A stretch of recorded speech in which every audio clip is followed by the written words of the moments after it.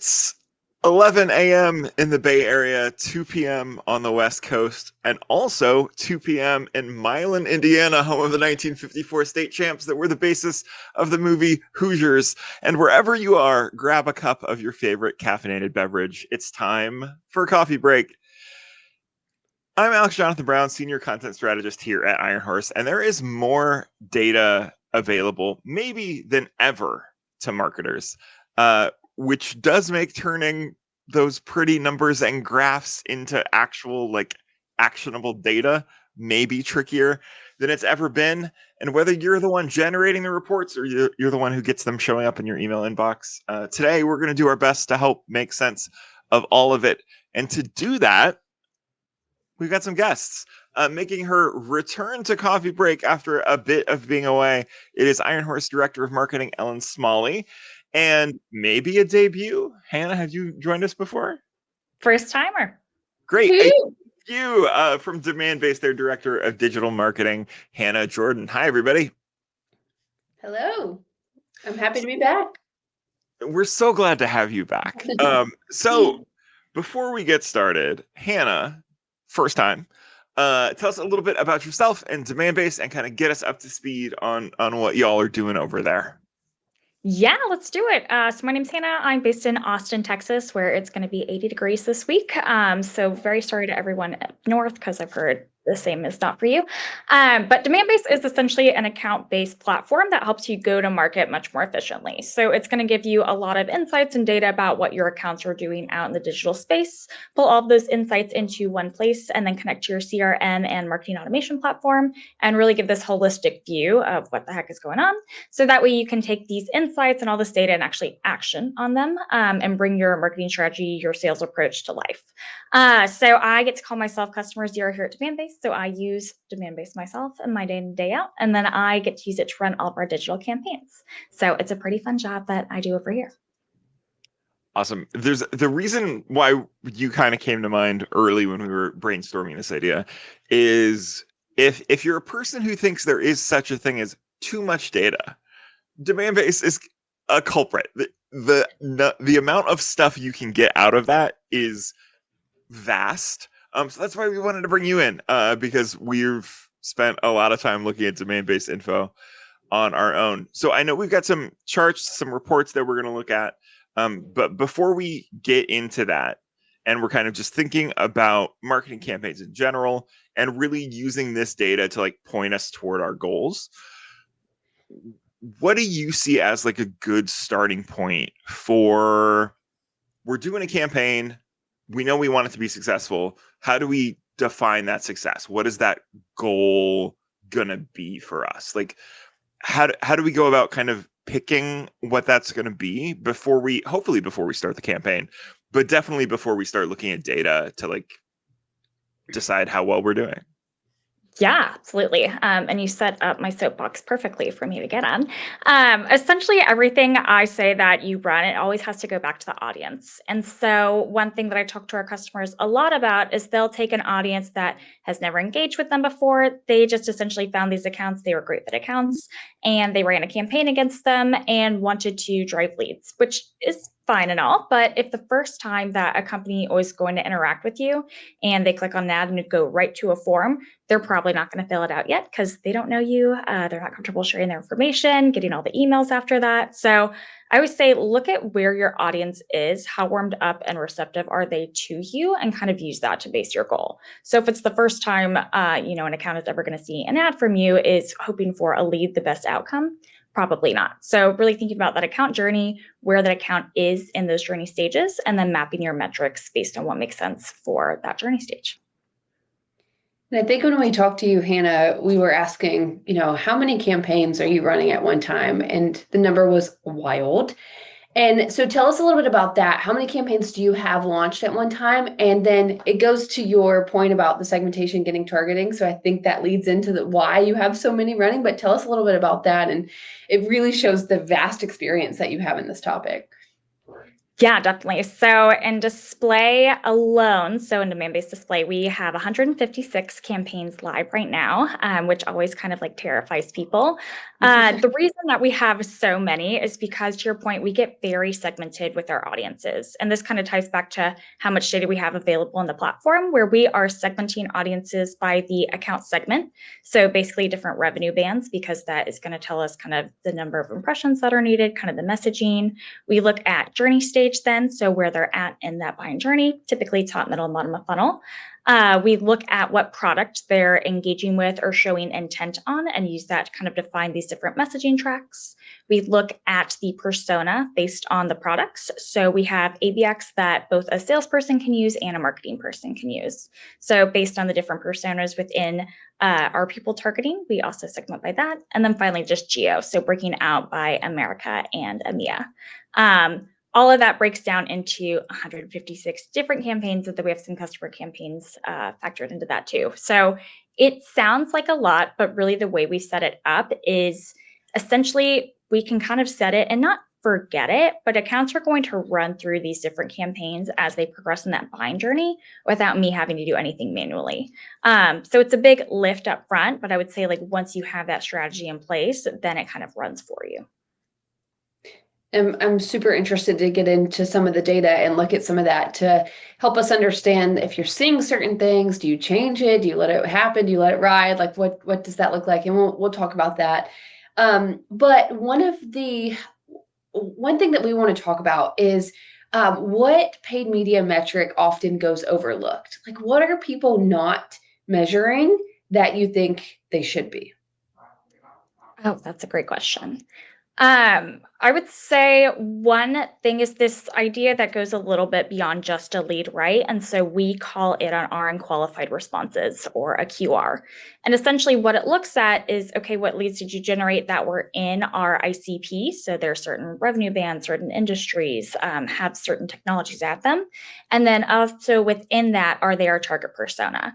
Because if I generate a lead that is from a company that's never going to buy from me, when a role that has no purchasing power to buy from me, it's really not that helpful. Like, what is sales really going to do with that? So it's looking beyond, are we targeted enough in our campaigns to actually get people that matter from accounts that matter to us? Yeah, I think we get really excited about seeing numbers, but sometimes those numbers don't really matter. And so let's look at some of those charts and kind of dive into that. Perfect. This is me. It's my responsibility to figure out the screen share. So I think I've got it, but we'll hold for a second. And while I work on that, I think the thing that's so interesting being on the marketing side of the table, which all of us are, is we do get really interested about numbers because to some extent that's our job. I'm gonna show these KPIs here in a second. I'm gonna show these KPIs right now. But for the organizational, like the success of the organization, the KPIs, none of that sort of matters, right? In that it's means to an end, the end being a sale and someone wiring us a giant check, hopefully, right? So as we're kind of looking at KPIs, I know Ellen asked earlier about what are the things that people aren't looking at, but this is, I think, maybe larger than some of the numbers that our attendees are seeing. But my first instinct as somebody who's not super like numbers oriented is like, oh, a lot of green, a lot of numbers moving in the right direction. I think that's good. But like from the next level of kind of dealing with data, where are the places that I should start looking to see if I can't get a little more insight to kind of what's really happening, even at like this basic KPI level?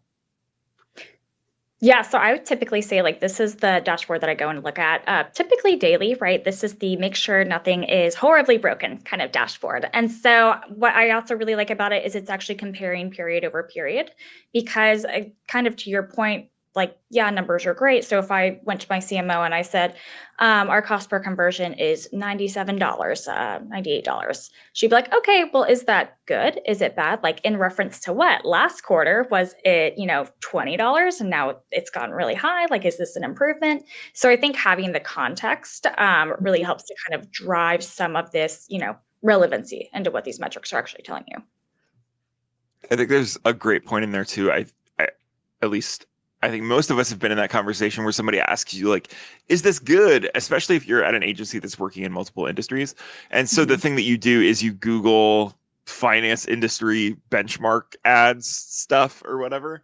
And then you get this random number that comes from Google and you say, yeah, that's our benchmark. But Hannah, the point that you were making is the thing that's most important is how are you moving compared to where you were? Like, are things getting better or are things getting worse? And kind of using yourself and data, like making sure you're doing a one-to-one comparison on that data, especially at this kind of higher KPI, like trends level kind of stuff. Anything else we want to hit on while we're here before we move to y'all strap in? These graphs get more complicated from here. This is the easy one. We're about to do some really involved work. We have a question in the chat. Does 330K for 2 million impressions seem like a really high CPM? Listen, first off, this data is randomized, or anonymized, we'll say. But the other thing is that all of this is so dependent upon so many things that, especially at this level, that's why we're saying it's so important to kind of track those trends, because doing a one-to-one comparison to anything else in any other industry doesn't work. Like, it's, if you've ever worked in finance, in medicine, in law, any of those kind of areas, the CPMs are wildly out of range from what you would expect anywhere else, because the competition is so high. And in a lot of those, there's so many things, or so few things, that organizations can legally target ads to. And so it's just, oh yeah, we're all bidding on the same 6 keywords, so it's $500 a click or whatever it is. So, okay. With that, I think we'll pivot to the next kind of look at our graphs here. First instinct, Hannah, we've got a little more look into time. I'm still kind of looking at those KPIs, but we've got some trends. So as this data kind of comes on your radar or shows up in your reporting, what are the things that we kind of start to look for? And then how do we use that to define where we want to go? Obviously, we've got LinkedIn and Google across the top there. But yeah, take us through this a little bit. Yeah, definitely. So basically the question that I'll get asked is, on any given week, what were the conversions? And I can go get that data from the, report we were just looking at. And then it's, okay, great. What's the breakdown between channels? And so that's what this will start to kind of show you, is okay, of the 3,300 leads that we drove, almost 300 of those were from LinkedIn and the rest were from Google Ads. So this kind of gives us directionally like, okay, if we're looking to drive leads, like let's say in a funnel review call that a lot of our accounts are sitting at top funnel, we don't have great database health for them, we need more contacts, we need more leads from these people. Would we want to go invest it into something like a LinkedIn, or would we want to try that volume approach more with Google Ads?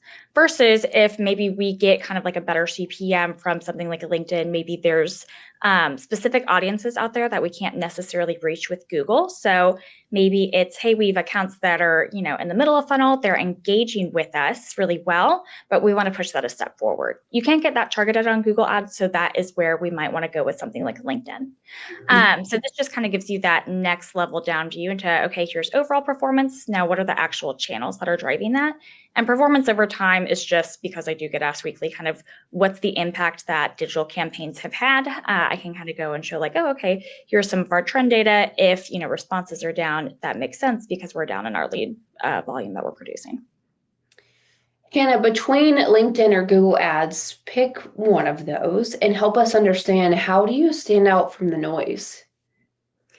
Gosh, such a good question. I'm going to pick Google Ads because I'm very passionate about this idea of sanity versus vanity, and the sense around like our competitor terms and kind of bidding on it. And so I get messages from reps all the time that says, hey, Google Demandbase, and I saw other ads that, popped up above it. And I said, yes, that happens. Sometimes you get outbid. They have different budgets, all these different factors that will go into it. But then I asked them, okay, let's say you Google something like, I don't know, hamburgers, and an ad for, sausages comes up on the top. Are you going to click on that, or are you going to click on the one that you just Googled? Like that happens to us all the time. I Google Airbnb, I see Vrbo that comes up. I'm still going to click on Airbnb because that's what I Googled in the first place.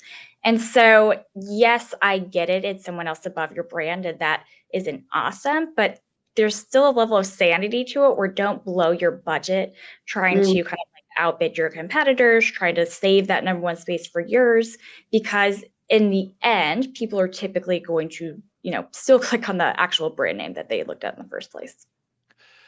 I think the other part of that too, and I love that sanity versus vanity dichotomy, is if you are in a situation where there's someone maybe a little higher up on the org chart than you who's like, no, this is what we're doing and this is the direction that we're going in, that's when like your copy approach on that ad gets really important, right? Like there are ways to go about doing that, and it's not just, hey, we're Vrbo, right? So like there are ways to work around that, but I love the point that you're making of like, make sure that this is really the thing that makes sense to do, and not that you're leaning so hard into like, this is where we should be. So you might have touched on this a little bit, but if I'm putting on my like, hey, you're showing me this report, and I'm not super familiar, why?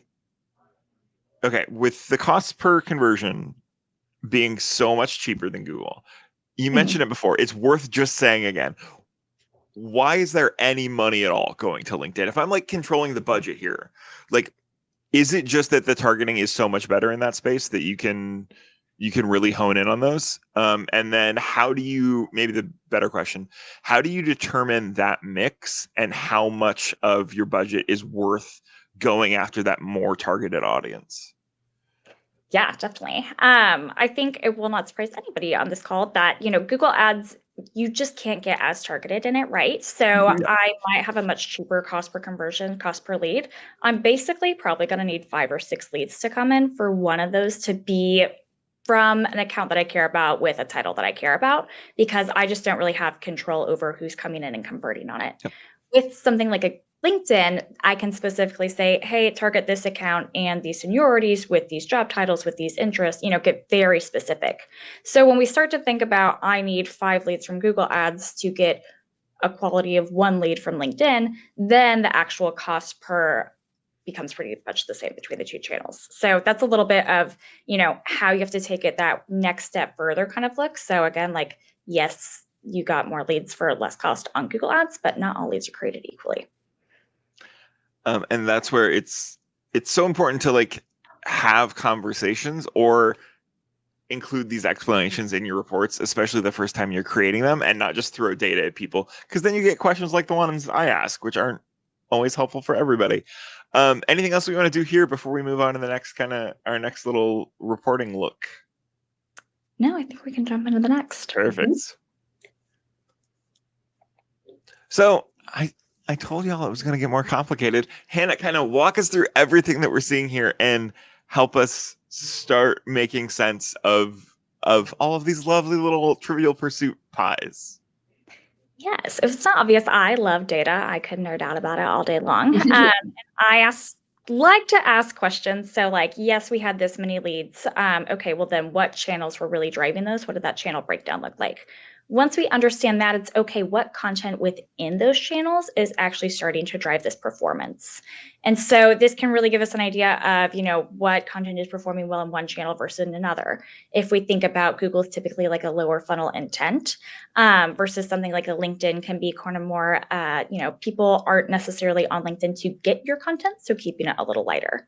Even looking at, what types of assets seem to be resonating, like do we see blogs, ebooks, webinars, and even just between all the segments. So this to me gives kind of like another layer to the slide that we just looked at before, like, this is channel performance, but like within that channel, what is the specific components that are making that up? And I think this is where you can get super surgical about your targeting too, to help understand if we're going to target on LinkedIn to a certain segment, then here's what the asset types are that work better. So having this data, I would totally nerd out over this as well, of just understanding what types of assets work really good and we should spend our money on to advertise to that group. 100%. And I think too, like this helps where if we were looking at, the data that we looked at before and we saw, there were way less leads this quarter versus the next. If we then drill down to the tactics, it's like, oh, well, we did way more and spent way more on brand awareness last quarter and less on lead gen. So that makes total sense. So also kind of looking at just the performance map down to how the campaigns themselves are actually set up to perform. So would you take this to your content team and say, we see some really good success with our ebooks here. We should create more ebooks? Or do you, how do you work cross-functionally in departments to share this data? Yes, so that's kind of exactly what we do, where we look at what's working and how do we replicate more of that. So we'll go and kind of take either like the actual content itself or even the asset type, right? Like if all of a sudden we notice like, hey, ebooks and reports are making up quite a bit of it, but we just really don't have much other content to put in. So that's kind of why most of it is being spent on these. Can we develop some other types of content that then we can try to incorporate and see how they do performance-wise? We'll also kind of break this down even by the different segments. So if I'm looking at enterprise, how does that content consumption change in LinkedIn versus a mid-market sized account? So really kind of trying to pull in all these different data components to understand what's going to resonate most with these audiences. I think next month we are going to talk about on our coffee break, repurposing and reusing content, and having this data to understand what your audience is interested in and what's converting and what's working is a great place to start when thinking about how to repurpose your content. And so if you're needing something that came from an ebook, then perhaps you create a webinar from that. And so you've got the data to back up why you are creating specific pieces within that associate to that really good working piece of content. So this is interesting. So this might be a little bit in the weeds, but the kind of costs that we're looking at here are for spend. So are these campaigns set up in a way where if you would have thought about these charts before the month, you would know this is basically what we're expecting? And then there's like, oh, did we really spend what we were planning on? Or are these numbers defined by the way the campaigns are set up? And then if, 20 more people than you expected clicked on you need B2B ad tech, we see that number go higher. And then we're making decisions on how we balance that moving forward. So basically, is this data that we use to look forward, or is it data that we use to look back and decide how well the things that we're doing have been working? I worded that really poorly, but no, you're good. It's a great question, and it's set to spend right now. It's kind of hard to see, but like it says optional metrics under the top, so you can actually like what I'll do is flip this for spend, and then I'll look at clicks, for example. And so let's say, okay, we spent what looks like a pretty decent amount on whatever that category is right there, like ebooks. But then we didn't actually see clicks on that. So then it was kind of like, okay, well then do we need to change our spend? So that's a little bit how we use it to look forward to where like, if I do change this to conversions or impressions, am I seeing that same percentage shift of spend equally? Because if I'm not, then something's kind of off there. And then how do we use it to kind of essentially do it the other way?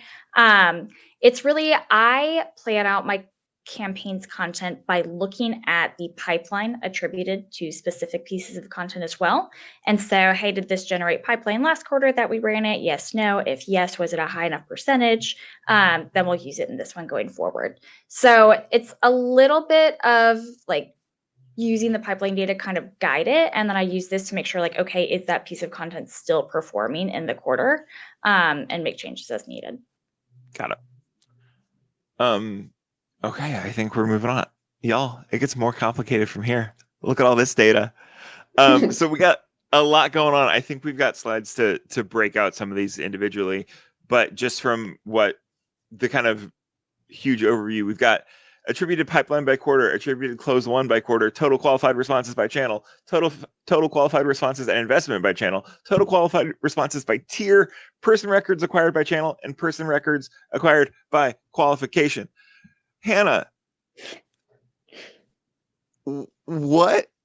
I know it's all valuable. I know it's all important. I know there are lenses through which I can make decisions based on all of this.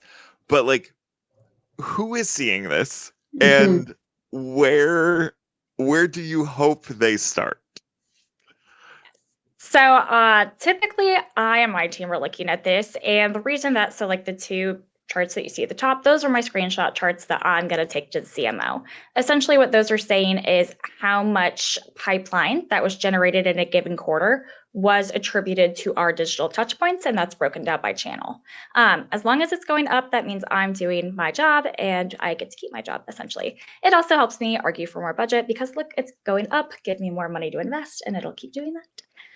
So those are screenshot charts for the CMO. The next ones are really more of an efficiency metric, right? Because let's say, we had a record-breaking Q4 and we drove all these qualified responses, which again are the right people at the right accounts, but it cost me 3 times as much money to drive 2 times the QRs. We're really not being efficient with our marketing spend at that point. So that's kind of what the next level of charts are telling me as well. Once we get down from there, tier is really how we're doing our ABM motion. So like our tier 1 accounts are our best in class top accounts that sales has identified and the marketing team is going to surround and go after as well. Tier 2, next best, tier 3, so on. So typically, like, because we do operate a discount-based model, they want to know that we do have coverage and are driving things within our most important accounts that we've identified. This is kind of my sales metric. When sales is like, are we actually supporting these tier 1 accounts? I can go back and say, yes, sales, we are. Here's all of the qualified responses we got within your accounts. And then the bottom one, again, is just looking at database health. So person records acquired just means net new into the database. So we can kind of see, like, 1, are we growing our overall database with new contacts? And then 2, are those contacts qualified, yes or no? So top level CMO, as it starts to get down, that's a little bit more like efficiency. And then finally, sales metrics. Yeah, I think we zoom in into the total qualified responses by channel on the next, which is part of this big report. So we just wanted to kind of zoom in here and take a look at this one, because what I love is that we could throw a bunch of money at a specific channel. We've got a bunch of leads for it, but like we mentioned at the beginning of the call, if they're not qualified, it doesn't really matter. So we want to make sure that this is something that we're all looking at and the total qualified responses to really understand the quality of those channels. So I love how this one gets broken down a little bit more. And that's the metric that you mentioned at the top of this call is that's really overlooked. So that's why you've got it broken down here. Yep, exactly. This also helps us too if we think about, like, yes, we started to do content syndication, and then we can kind of understand, like, okay, it's great at driving QRs. Do we now see that converting to pipeline in the next quarter with the chart at the top? So kind of a good way to understand and see, like, what's actually going to convert to overall what I'm gold on is pipeline. Sure.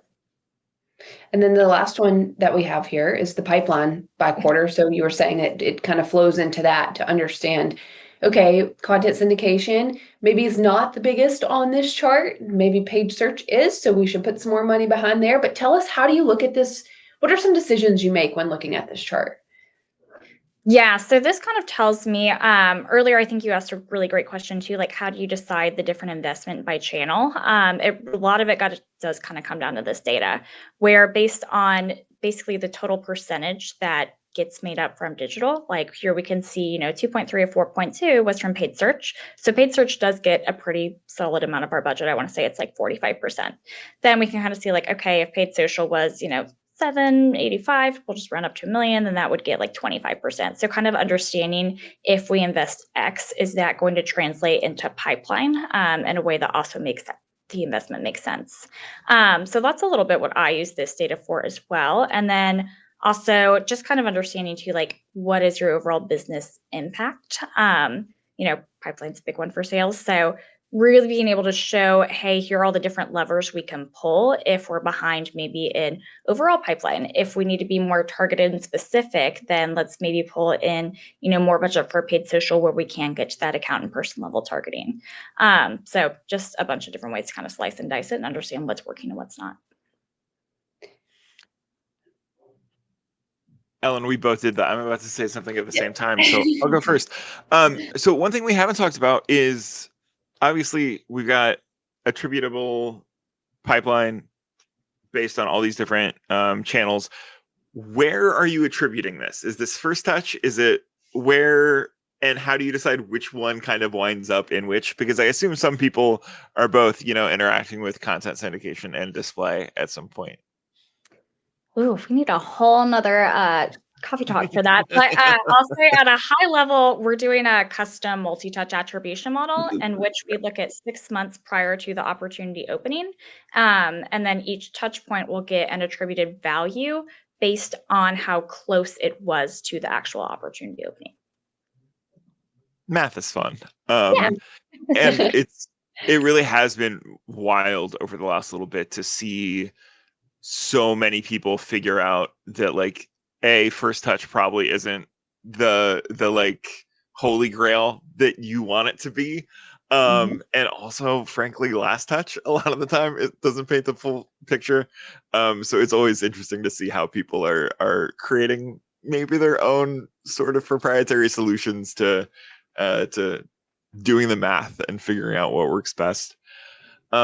Those are the end of the charts that we have to look through. Ellen, how do we want to wrap this up? I guess we've covered so much ground. Any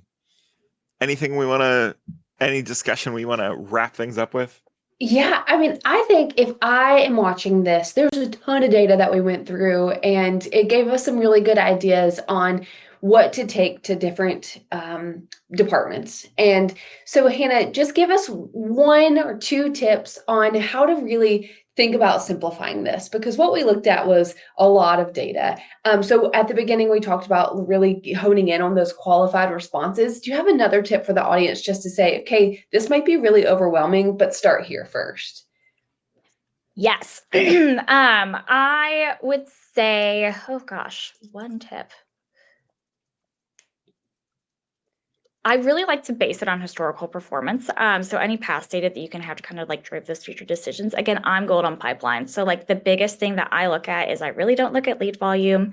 I am really not as focused on like, QR even. I focused on what actually drove pipeline, because what we've seen is essentially I can have 5 downloads of an ebook and all 5 of those people then actually convert to an opportunity versus 520 people that download this white paper and one of them converts to an opportunity. The white paper might look better because it's driving a higher volume lead. Sure. But the conversion from lead to opportunity is really on the ebook going to be like what matters. So I would say like that's the other metric that I would really encourage people to look into, is not just kind of like lead quantity, quality, but also like how is it actually converting to the next stage. Love it. I think that really ties back into your vanity and sanity note from the start of this too, right? Like it's so easy to get wrapped up in like our sort of vanity KPIs, and yeah, we want to make sure as many people as possible see our stuff always, but the check at the end is really what this is all about, and it's finding the places that are going to do that. And would you rather have an email that 50% of people open and 1 person buys from, or 5% of people open, 2 people buy, and they spend 100 times what that other person spent? It's the second one. So we are up against time. Hannah, this has been a whirlwind tour of data. Thank you so much for walking us through kind of your reporting and what you look at and how we can make sense of it. Obviously, you're at Demandbase. Maybe tell people a little more about where they can follow you, find more about what Demandbase does, and if there's anything coming up or coming down the pipeline for you, or a great blog post or something that you think people should check out. Ooh, yes. So connect with me on LinkedIn. You can find us, obviously if you Google Demandbase, don't click on our ads, scroll past it. That's going to cost some money. It's for your own metrics. But I say open door policy. I love to connect. I love to talk about this stuff, talk about the data. And things coming up. I know our team will be at the Adobe Summit if anybody is going to that, and then also Forrester at the end of March. So whether it's in person, whether it's online, we are always happy to connect. And yeah, thank you everybody for joining in and listening to us talk all about data. Awesome. Thanks, Hannah. Ellen, what about us? What about us? Yes, you can find us at ironhorse.io. And I think next month, I already kind of plugged it, but next month we're going to talk about repurposing and reusing content and what's the right way to do that. So look forward to, a coffee break soon, which our wonderful host, Alex, will be doing that again next month. So we hope to see y'all here. We do hope to see you here. Again, we do this once a month. It's always a super chill time. Thanks for hanging out. Those of you who did today. If you missed parts, you can catch the replay at our website, ironhorse.io. And until next month, when hopefully you join us again, coffee break's over. Let's get back to work. Bye, everybody. Goodbye.